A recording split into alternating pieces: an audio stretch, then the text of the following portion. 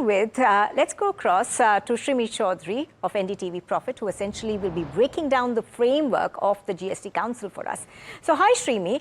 Now, Shrimi, take our viewers through the workings of the GST Council, and essentially, how does that add to the complexity of decision making?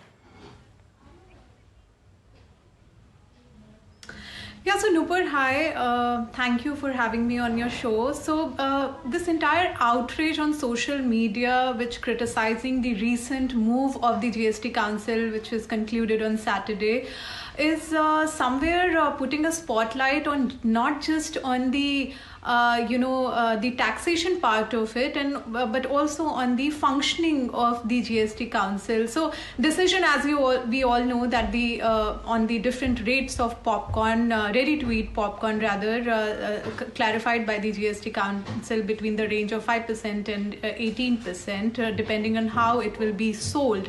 So on that decision, people started criticizing that this is making the GST more complex, and it's not serving its real intent of making the simplified regime, the basic intention of introducing the GST in 2017, which is 7 to 8 years back.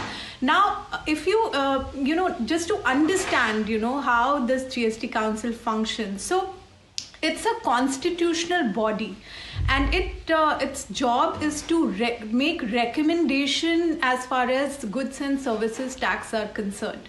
So to have a GST Council, of course, some of the rules are already laid out in the GST regime, which says that you require at least 50% of the total member should be present in the council to even have a meeting and to take up the proposal, out of which 75% should have a weighted votes to approve any decision.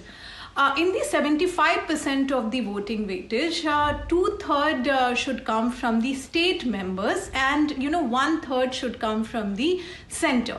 So any decision, Nupur, when it's taken up by the council, and they discuss, and then they supposed to reach the consensus before even making an approval or passing that particular proposal. So that consensus is very much needed to pass any decision, to approve any decision. So of course, as a council, the chairperson should be the Union Finance Minister of India, and other members are the State Finance Minister, and of course those states who wants to represent any other sort of minister, that can be also on the GST Council. But in a nutshell, that requires the voting to approve any decision, and it's clearly laid down in the regime.